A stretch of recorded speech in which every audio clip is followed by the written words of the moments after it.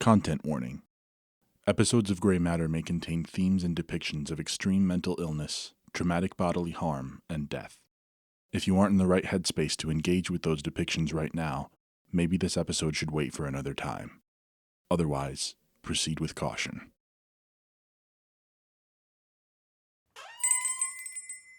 Hello, and welcome to Gray Matter. Here, you matter. Today I've got a question for you.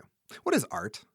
Is it something that inspires emotion, a product of passion to be crassly sold, or is there some definite quality to it? Is there magic in the strokes of a paintbrush, or nestled snugly between frames of flickering celluloid? Art affects us. If it didn't, then we wouldn't engage with it. People can say that it doesn't, or claim that the idea that it does is only the opinion of the censor and the self-declared moral authority, but the truth is that the human mind is not a solid, but a liquid. Our souls are porous, susceptible to absorption, and far more easily diluted than any of us would like to think. You've probably heard people say that art imitates life, but I think it's actually the other way around. It's mostly harmless, just a carefree monkey see, monkey do, and more than that, most of us know how to keep it from affecting us too much. But what if you couldn't? What if art was alive, sneaking its way into your senses and slithering past your conscious mind till it could wrap itself like a snake at the base of your brain and inject you with thoughts poisonous enough to kill? Here's your tape. It's called The Man in the Mustard Suit, and it's about the only late-night show with a host worse than Jimmy Fallon. Enjoy!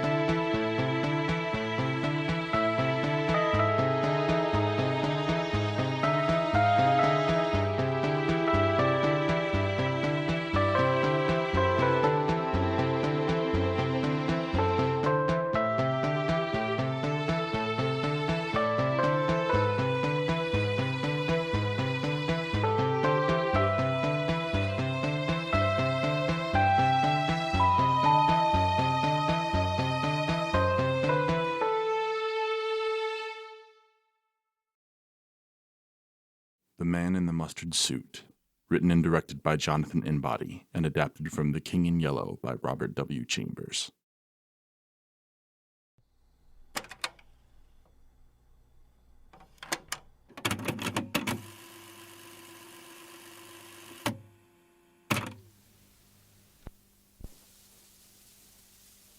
When you make detective, insomnia might as well be part of the job description.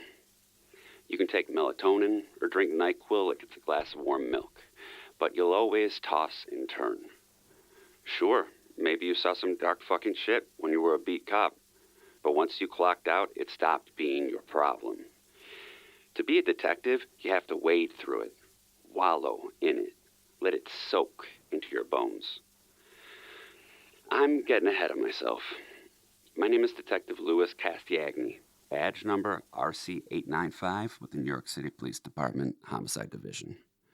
This is not a traditional case, and this will not be a traditional report.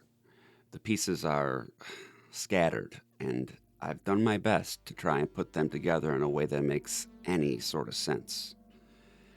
What you're going to hear will include witness testimony, recorded conversations, and media recovered as part of the investigation. I want to make it clear for the next person who thinks they should reopen this case, or any of these cases, that they should remain closed. Do not investigate The King in Yellow. Do not look for it, and do not read it, or watch it, or listen to it. If you find it, destroy it, but don't look. It's hard to know where to start, so I guess I'll start with me. I don't sleep much, and when I do, it's restless. Most nights, I just sit on the easy chair in front of my TV, drink a beer with a microwave dinner, and wait to see if I'll fall asleep by the time the infomercials come on. If I haven't, then I'll change the channel and find reruns of game shows or some black and white monster movie that I don't care if I pass out in the middle of. One night, less than a week ago, I woke up from a nightmare in a cold sweat. Then looked around my empty living room, scanning the dark furniture and the flickering light from the TV. Just like usual, there was nothing there, so I went back to watching the television. Whatever it was playing on the screen, it wasn't a show I had ever seen before. On a wide carpeted stage with a black curtain backdrop, a simple chestnut desk sat next to a burnt orange couch, and I heard canned laughter from an unseen studio audience as the man sitting behind the desk looked up from his cue cards and into the lights. He was wearing a yellow three-piece suit with a black vest and tie, and his face was covered by a bone-white mask. It had the ridges and curves of a skeletal face, but none of the features, and it connected behind the ears to a tight black hood that covered the back of the man's head. The man rose from his desk and threw the cue cards at the camera, then laughed as the cameraman pulled back and the cards scattered across the floor. He strolled forward, moving effortlessly around the desk and up to an old-timey microphone waiting at the edge of the stage, then started his opening monologue. It was, well, here, I'll insert part of one of the recordings just to give you an idea. It's gonna be a little bit garbled, so, sorry in advance.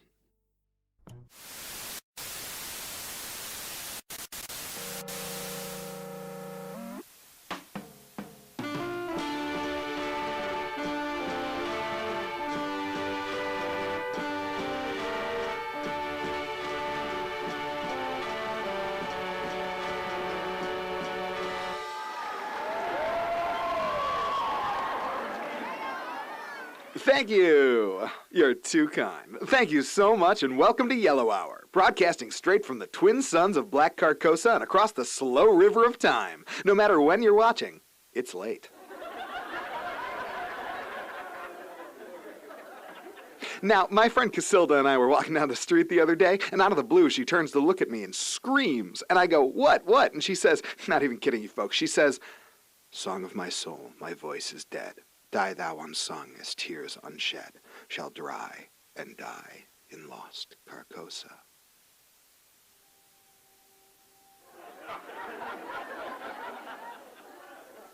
I know, women. I'll tell you what though, folks, we got a great show for you tonight. It went on like that for a while. Non sequitur jokes, sentences that didn't make any sense, and a rising undercurrent of malice that seemed to grow every second. There was an unseen band playing some brassy numbers to move from bit to bit, but no commercial breaks, only random cuts to black where all I could hear was quiet static. I thought I could see images on the dark screen, faintly flashing like a barely visible strobe, but by the time I would squint hard enough to make out the shapes, the image would change. And soon enough, the black screen would end and the show would start again. I watched for 15, maybe 20 minutes before drifting back off to sleep. By that morning, I had mostly forgotten it, and I wasn't altogether sure I had really seen it at all. Maybe it was just a dream, some sleep paralysis nightmare from the wee hours of the night. Or maybe it was just some art thing, some dime store surrealist on a public access channel, trying to see if anyone would notice. I had been woken up with a phone call, the station dispatcher giving me an address where a jogger had found a corpse, and after a quick cup of coffee and a shower, I headed out the door. It wasn't hard finding the place, not with the alley sectioned off by bright yellow crime scene tape, but as I ducked under it, I hoped the stiff wouldn't be too juicy. I hadn't even eaten my breakfast yet.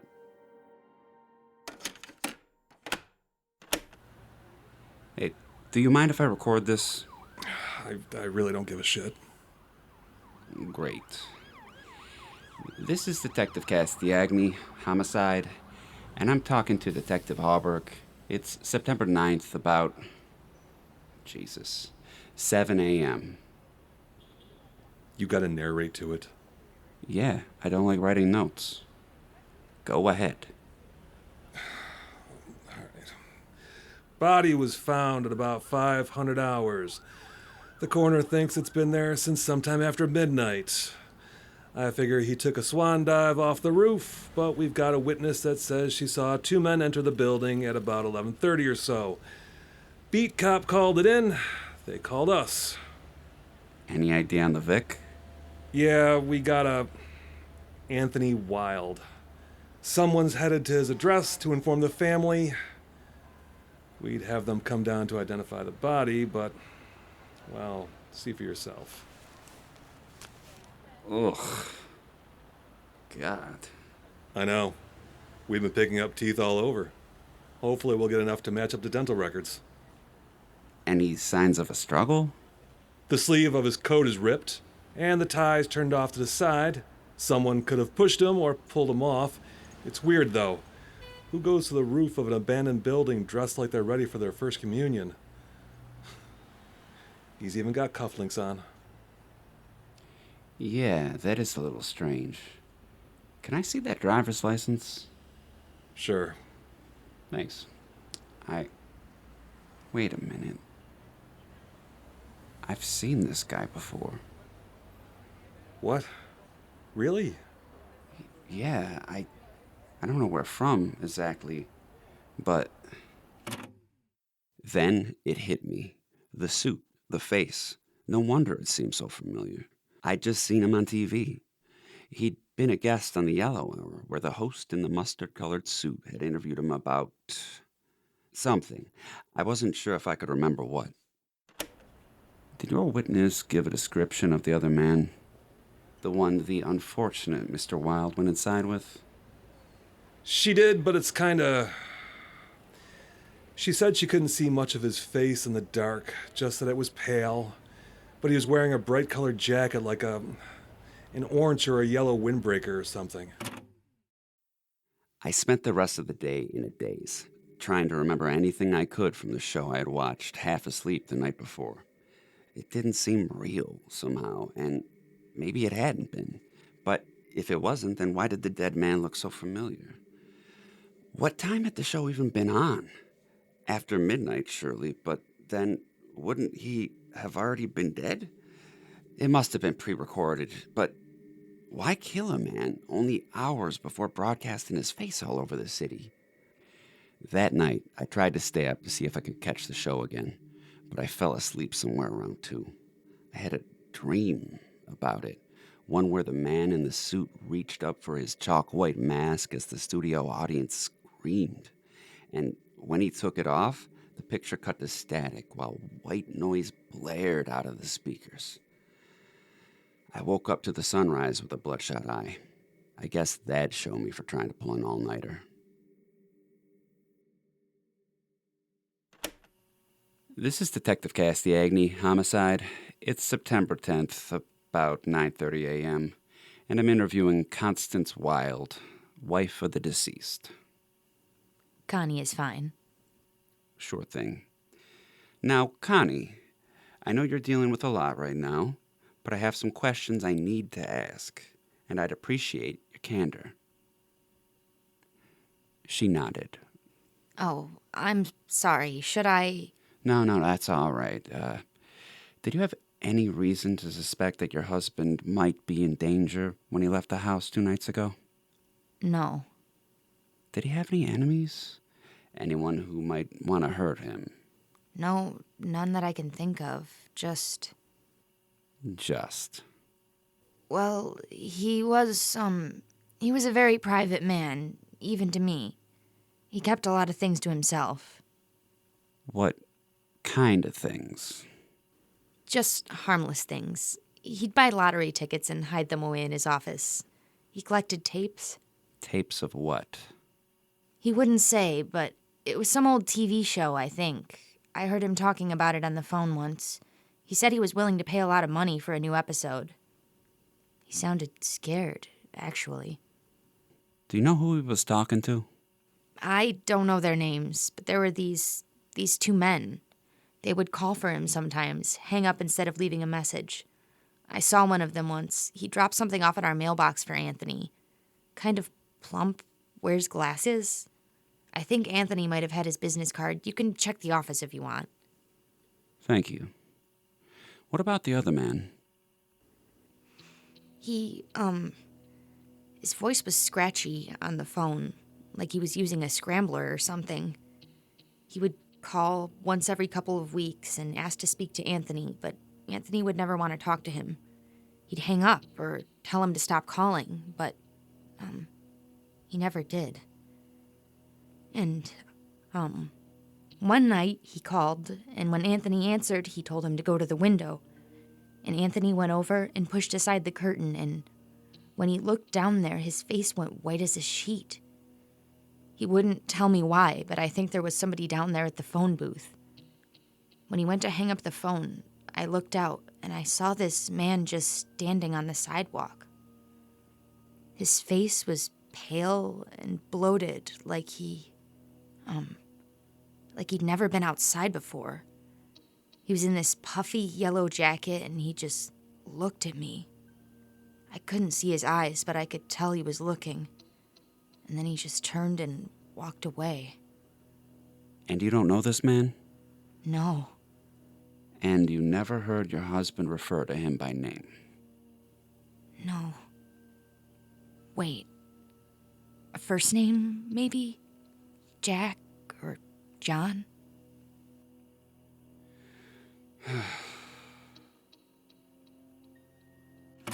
I searched the home office, but the only things I found were a box of VHS tapes with scratched out labels and a large magnet. Whatever had been on them, he'd probably erased it. I decided to take them with me, just in case. I found the business card, though, pinned to a hastily cleaned corkboard, along with torn-up scraps of paper scrawled with now illegible handwriting. The card was for a public access television channel, and for a station switcher that worked there named Bill Kersey. Maybe he could tell me more about the Yellow Hour, or about the pale man in the windbreaker that may have killed Anthony Wilde. Maybe he could explain the ringing in my ears, the one that sounded just enough like the quiet applause of a studio audience to unnerve me. Yeah? Who is it? I'm with the police, Mr. Kersey. Can I come in?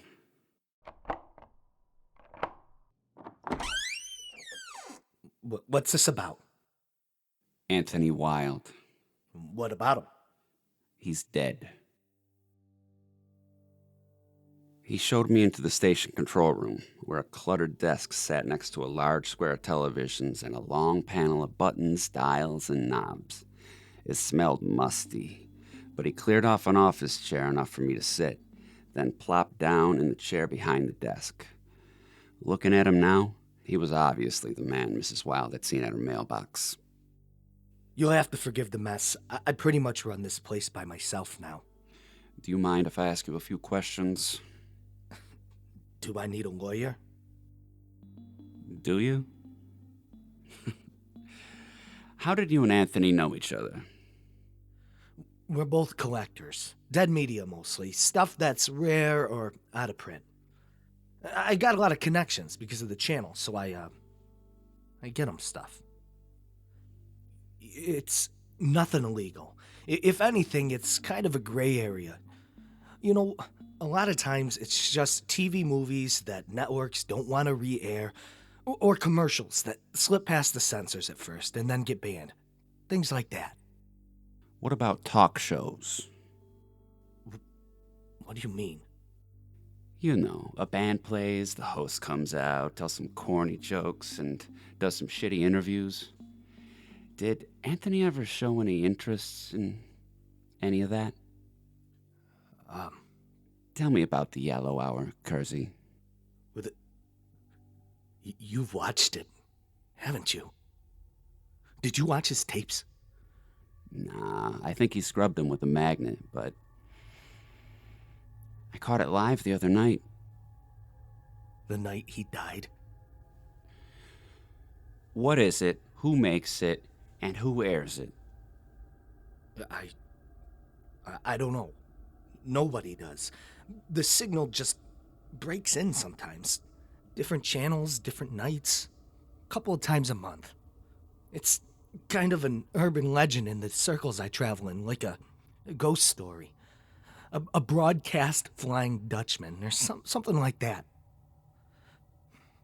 But Anthony, he just stumbled across it one night, brought it up to me a day or two later, and I started getting him the tapes. You gotta understand, people think it's not cursed exactly, but they think the signal does something to you. Makes you go nuts. I mean, completely murderously insane. You should hear some of the stories. There's one about this guy, a totally normal family man. Loves his wife, loves his kids. Sits up late watching TV one night and ends up stabbing his family to death with a kitchen knife. There's nothing to officially connect it to Yellow Hour, but, never let the truth get in the way of a good story. Did Anthony believe those kinds of stories? Not at first. I never really put any stock into it myself. I always thought it was just some kind of video hacker. Like that guy that cut into a BBC broadcast in a Max Headroom mask, but with more commitment to the bit. But Anthony just watched the tapes over and over, transcribed as much of them as he could understand. I mean, he really dove in deep. He did all this research, that's what he called it, and he said it was a lot older than anyone ever thought. He would talk about it like it was alive. He said the earliest version of it he could find was this Greek tragedy called The King in Yellow, but that it was probably a lot older than the Greeks, and that it had changed over time to keep up with the world. He found this story in a Spanish newspaper about a silent film that supposedly made an entire screening room claw each other's eyes out.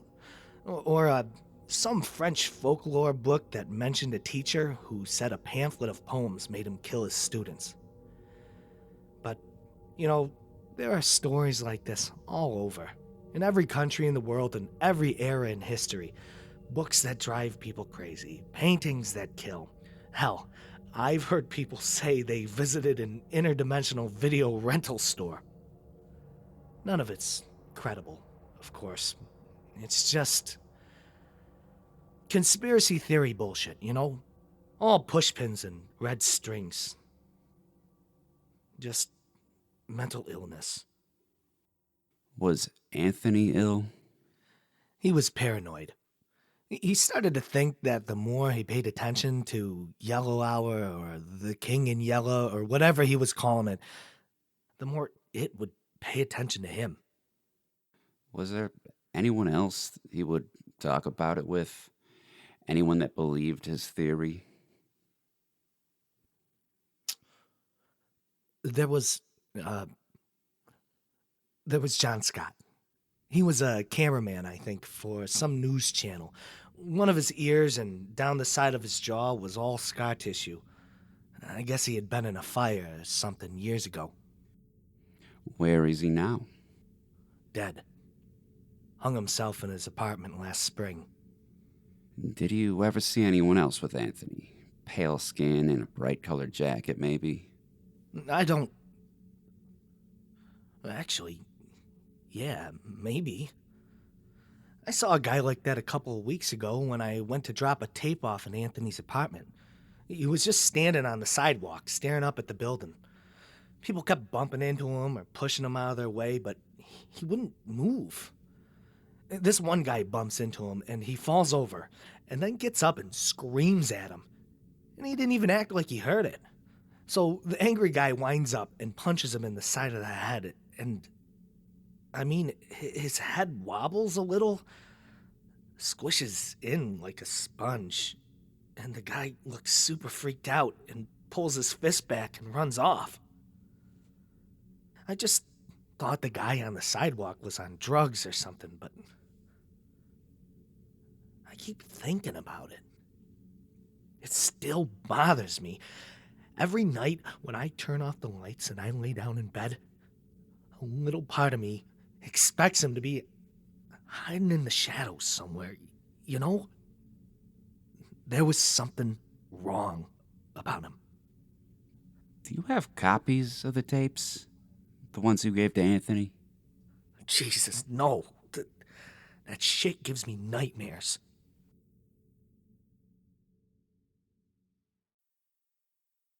That night, with nothing but dead ends and no witnesses left to talk to, I rifled through the box of tapes from Wild's office.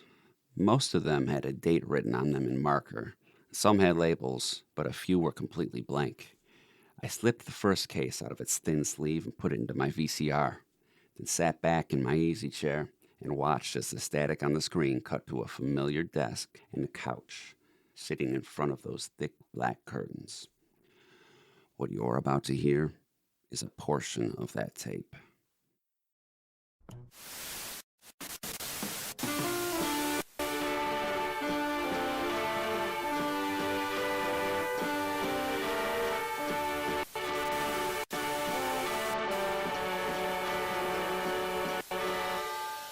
And we're back with the Yellow Hour. This segment of our show is sponsored by Black Star Cigars. So high quality, you'll give them cancer.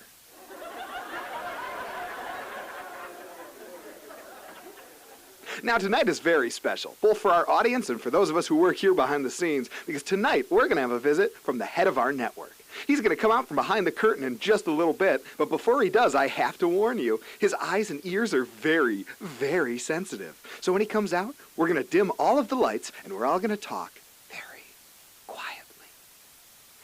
Understand? Great. Oh, and don't make eye contact. He doesn't want to make eye contact with you, and you really don't want to make eye contact with him. Okay, great. Let's dim those lights. And let's all be quiet.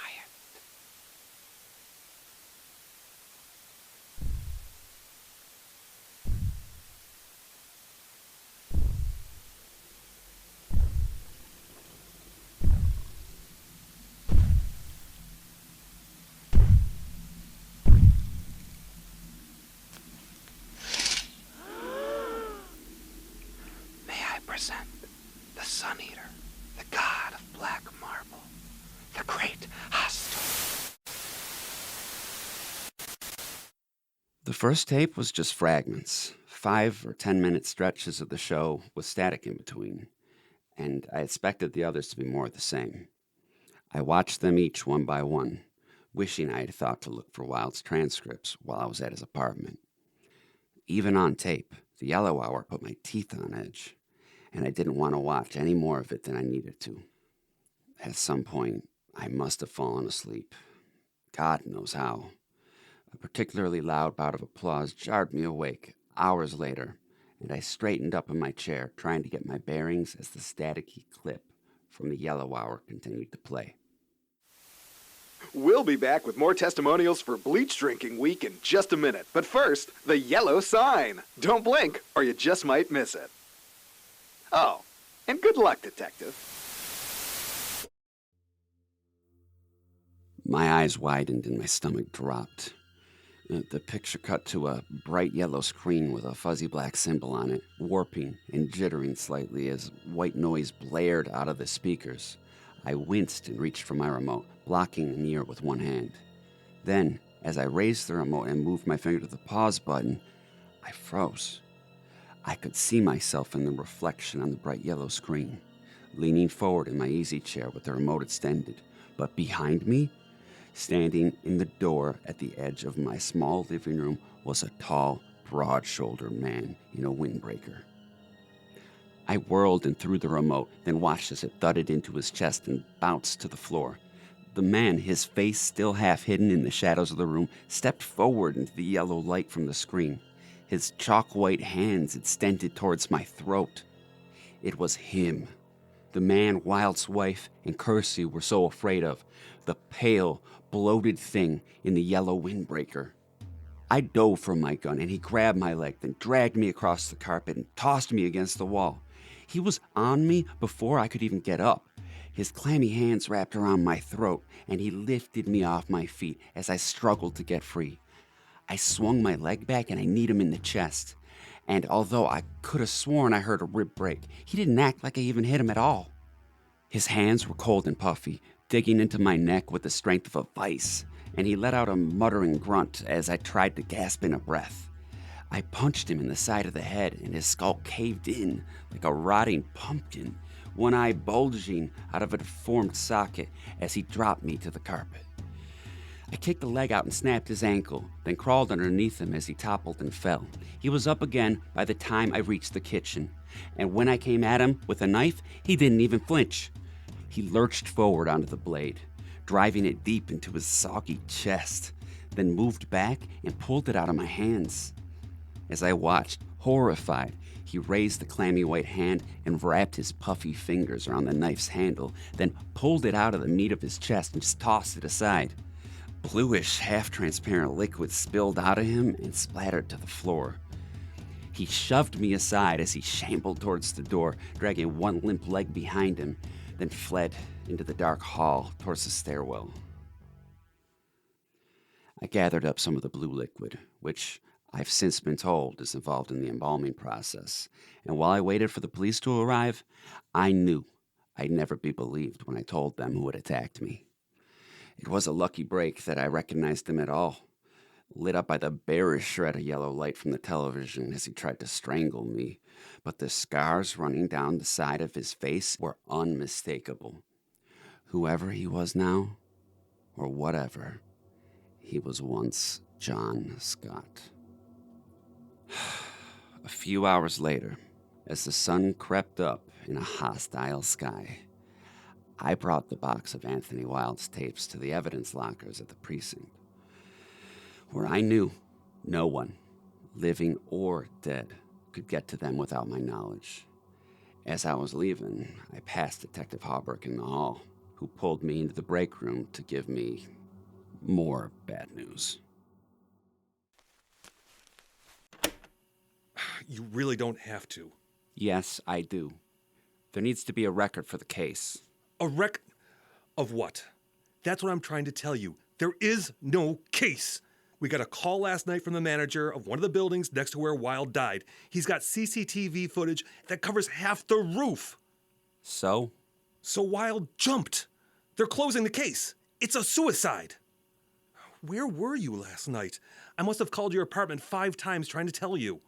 I had a little visit from our man in the windbreaker, and he was trying to break me. Why would he do that if Wilde killed himself? It doesn't fucking track. It doesn't matter if it tracks, Lewis. It's what happened. I watched the footage myself. He's up there, and he's alone, and he steps right off the roof. Understand? It's done. You are, and I am, and we are done. I'll see you on the next one. And get some fucking sleep. You look terrible.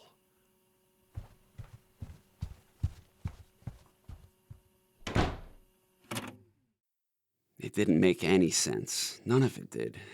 I had all the pieces and none of the glue that held them together.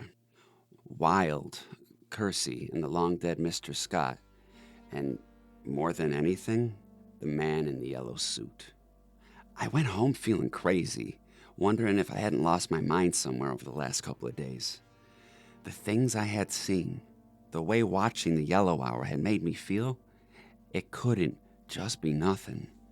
The show had talked to me, for God's sake. A dead man attacked me in my apartment. Why try to kill me for the tapes if nothing on them was incriminating? When I stepped out of the stairwell and into the hall leading to my apartment, I was startled to see Connie Wilde standing at my front door. She was holding a sealed package under her arm, and from the look on her face, she was upset. I started the recorder, but I kept it in my pocket.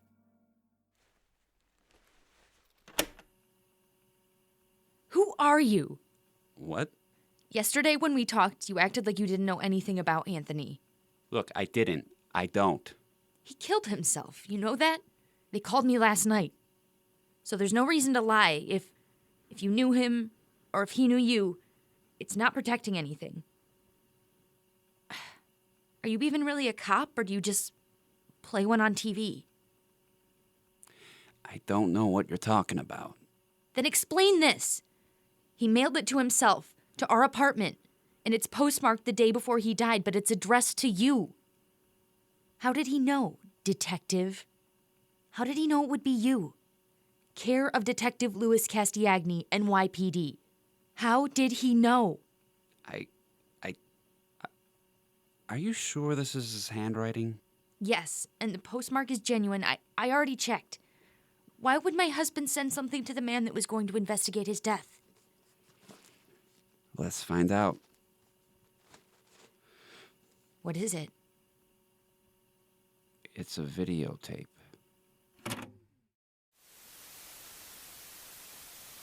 If you're watching this, then I'm already dead. I'm sure you've gathered some of the pieces, but let me fill you in. The Yellow Hour, the King in Yellow, is alive, and it's malicious. This thing, whatever it is, it's like a tumor on the fabric of reality. It grows, warps, consumes. The living gospel of a long-dead god. It will not stop unless it is stopped.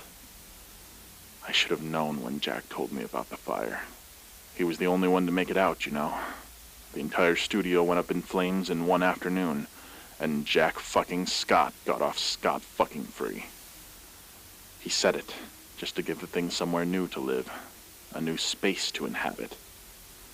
He saw the play, I can prove that much, at the Black Box Theater in Brooklyn, where the audience trampled the actors. He was there. I've seen the ticket stub. It's taken on so many forms, been shown and seen and read in so many places. Like cancer you can't quite cut out, no matter how hard you try. But it knew. It knew it had to change. And late-night television was the perfect fit. New episodes every night, new guests, a format that requires quantity over quality. And even better than that, it's the sort of thing that people just leave on at the end of their day. What they stop at when they're flipping channels, then watch with their eyes half-lidded and their brains switched off. Perfect for tenderizing. I think about Jack's suicide a lot, and what he thought he'd accomplish by doing it. Was he trying to save himself before it consumed him completely?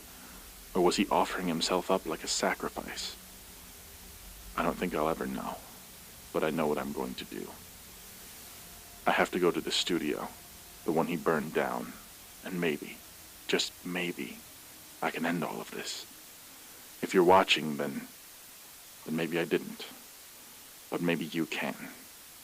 It's at 4:30.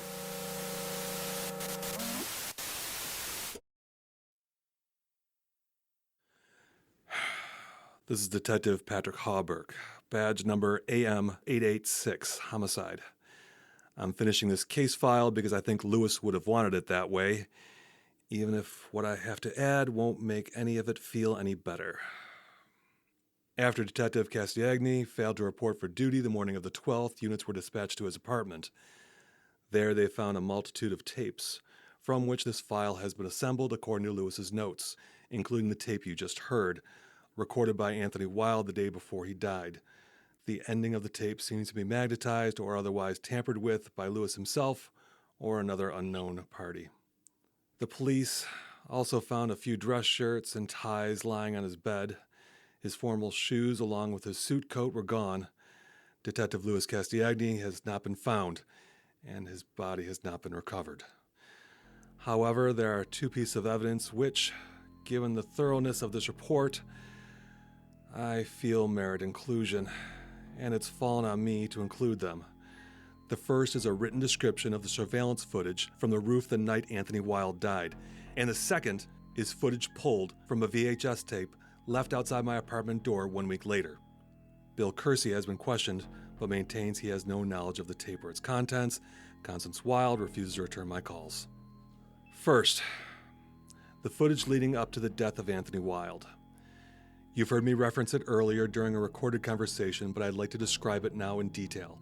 The surveillance camera looks down at the alley between the abandoned building and the business from the business's roof. In the right of the frame, we can see the northwest corner and most of the roof of the abandoned building, aside from a long strip of shadows at the top right. At approximately 0120 hours, Mr. Wilde emerges from the shadows where there is an unseen door leading up from inside the building. He paces back and forth like he's nervous and trying to shake it off. straightens his tie, and looks back at the shadowed door as if there's someone waiting there. Then he walks over to the edge of the roof and stops, his hands and knees shaking slightly. Finally, after a few minutes of anxiously waiting, he says something, fans a hand out in front of him like he's sweeping aside a heavy curtain, and steps off the roof. According to a lip reader contracted with the department, he only says one word: showtime. No footage has been found to verify Detective Castiagne's claim that he saw Mr. Wilde on the Yellow Hour television program on the night of his death, nor have any witnesses come forward to corroborate his claim regarding the alleged episode in question. However, present on the tape found outside my apartment is footage of another episode, one without listed air date or traceable source. I won't describe the footage, except to say that it takes place on a familiar stage with a chestnut desk, burnt orange couch, and heavy black curtains. If you value your sleep, I advise you not to watch it or listen to the audio. The relevant clip will be played in its entirety.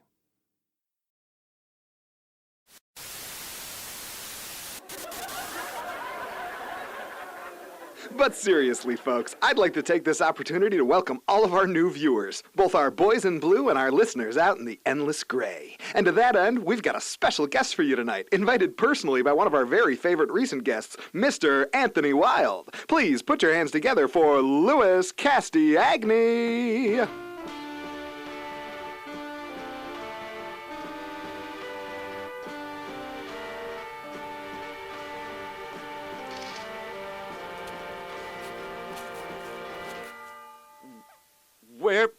What did you do to me, you fucking psycho? Now, Detective. Louis, can I call you Louis? You know you can't use that kind of language on television. You'll be taken off the air. I'm glad you're here, though, because you're just in time for one of my favorite segments, Masquerade. Now, you'll notice, of course, that everyone in our studio audience is wearing a mask. And of course I am. But on the count of 3, we're all going to remove them. And you'll remove yours, too. Understand? Remove? I'm not wearing a mask. Oh, God. The audience, they're... Yes, they are, Louis. And so are you. Everybody ready? Alrighty. Mr. Scott, zoom in if you wouldn't mind. Just a close-up on the detective's face so we can get his reaction shot. Wait. What? Who is that? Behind the curtain. Who is that? What is it? 3, Huh? 2, No, you can't. Please, 1. please. Ah!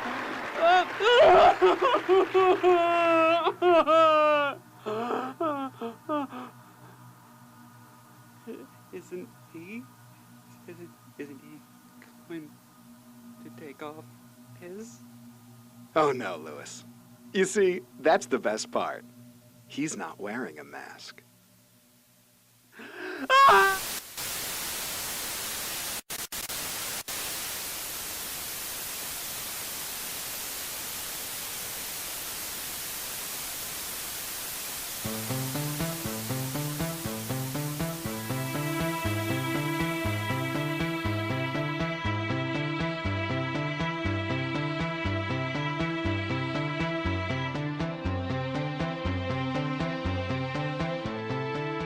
The Man in the Mustard Suit was written and directed by Jonathan Inbody and adapted from The King in Yellow by Robert W. Chambers. It was edited by Jeffrey Lavin, with music composed and performed by Samantha Hunt. Louis Castiagne, the narrator, was played by Mark Bogumil. Andy Rich played Bill Kersey, and Constance Wilde was played by Samantha Hunt. Detective Hallberg was played by Eric Miller, and Quinn Farner played Anthony Wilde. Gray Matter is a Word Search Media production. Any similarities to real people, places, or things is purely coincidental. Be kind. Rewind.